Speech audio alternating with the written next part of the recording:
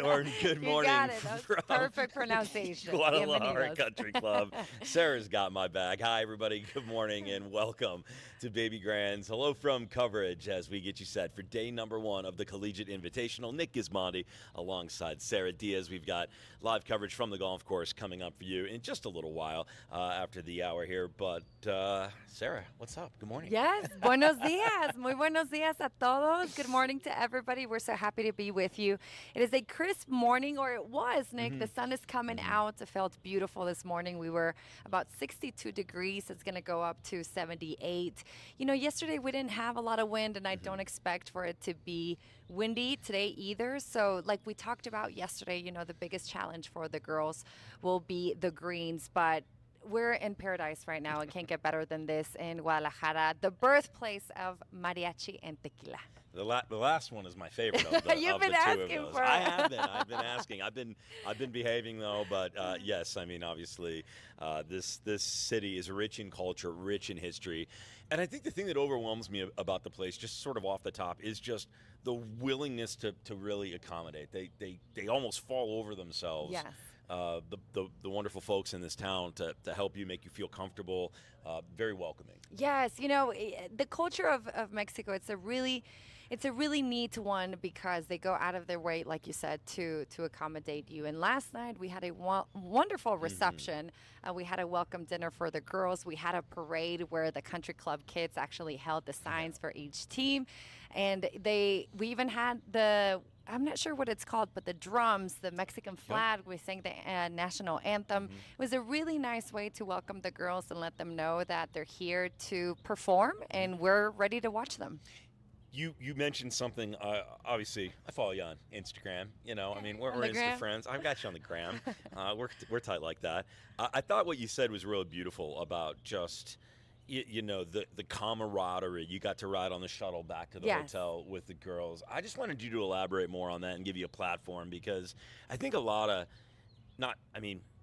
former athletes who were in this college scene, that's the thing that everybody misses when it's not there. It's that team bond. It's that camaraderie. You hear people talk about it when they retire from a sport. That It's not necessarily the playing of the sport that they miss so much. It's the team bond aspect. and the team. Yes. You kind of touched on that. Yes, yesterday, you know, Sarah. I played for University of Richmond, and I was lucky enough to overlap with my sister for a year. So I had my sister and my teammates, and what I was talking about from last night was that we went from the course to the hotel, and I was in the van with all the girls, and they were just being silly. They were having fun. They were joking around with the coaches, and it just brought back memories, Nick, of when we would travel all together. We would sing in the van, get us, you know, pumped.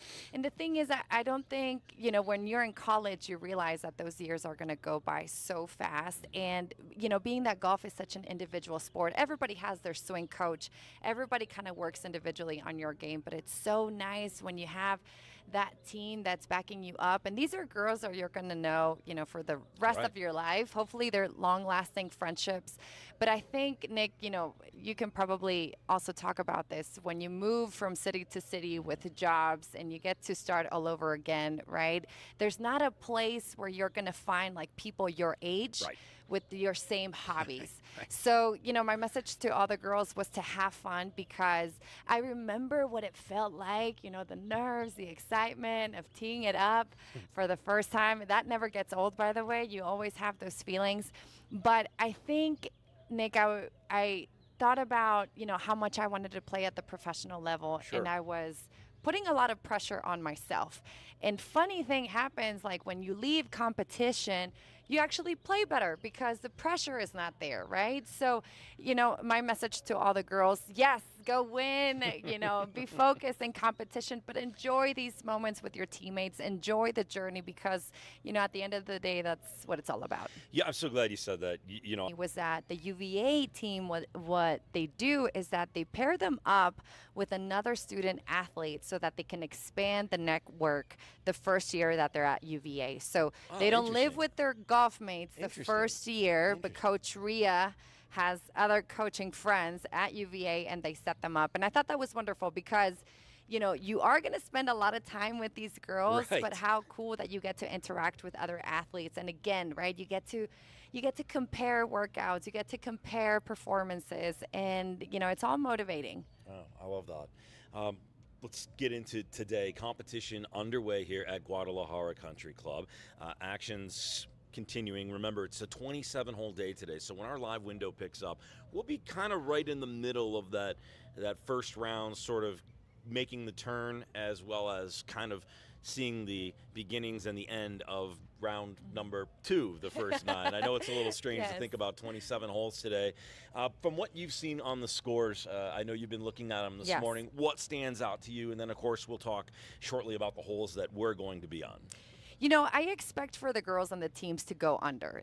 Last year, FSU ran away with the title at 10 under. They beat TCU by 6 strokes, Virginia by 13.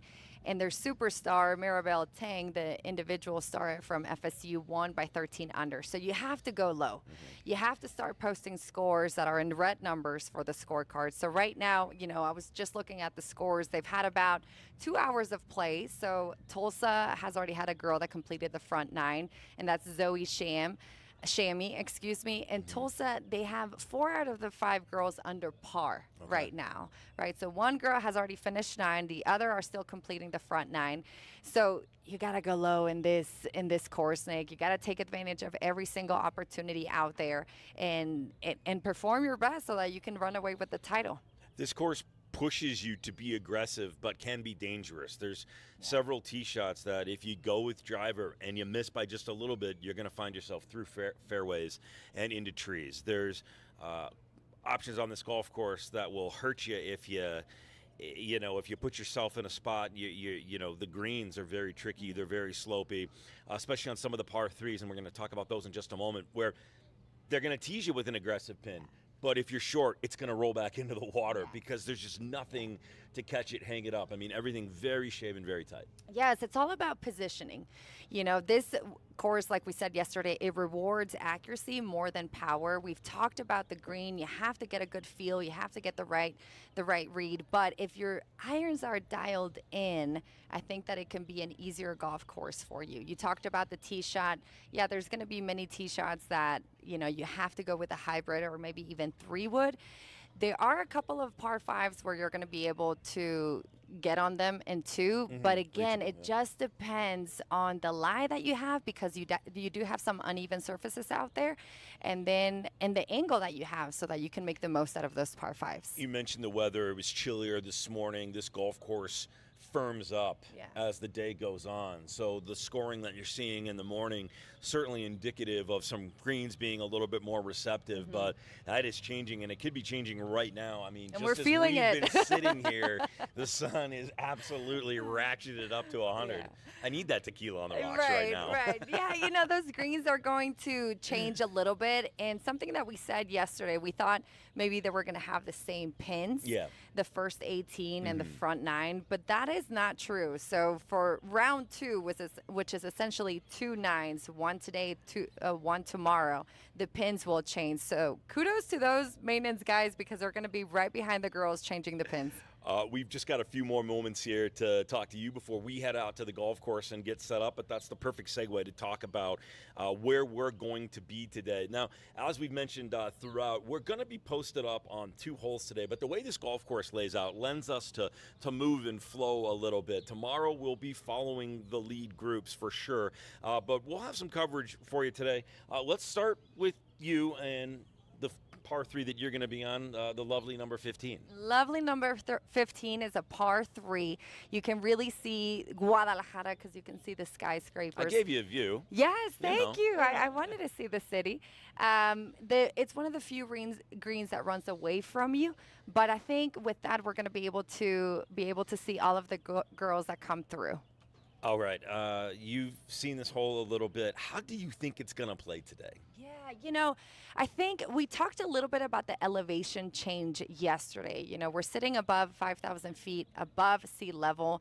It's about a 10% increase in distance carry. So you guys have to think, the girls have to think, that it's going to be a little bit of a yardage difference, except for the girls that are coming from Denver, Colorado, your hometown. It's about the same elevation.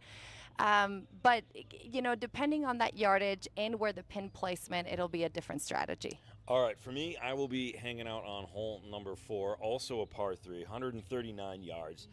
Short but challenging. That green is tricky, very steep forward sloping, and it's very protected. Water in the front, sand on the right, sand on the left. If you're too long, you've got a downhill putt. If you're too short, it's going to be in the water. We watched several of the players yesterday on it, and we actually will have some hang-on holes with you today from that exact hole. But they were playing it safe. They much preferred long than short on a downhill putt than a chance at dropping the ball into the water off the tee. Yes, that's the thing, right? If you're going to go aggressive, you better be dialed in. You know that your shots are going to get where you intend them to, but playing it safe, at some point you're going to have that birdie opportunity. All right.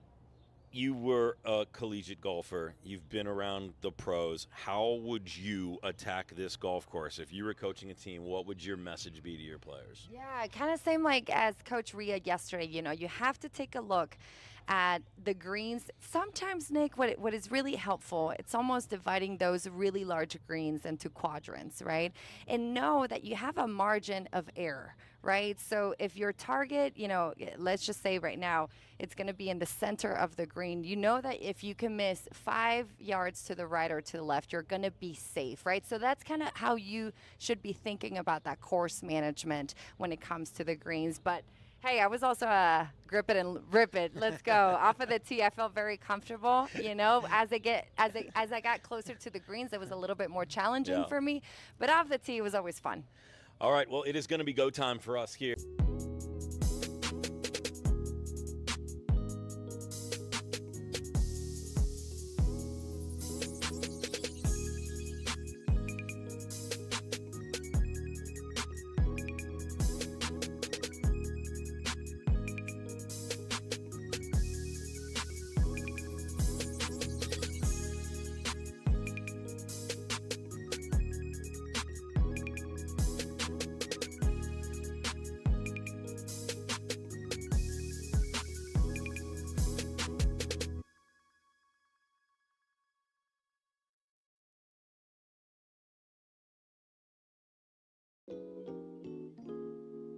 Cooking soul.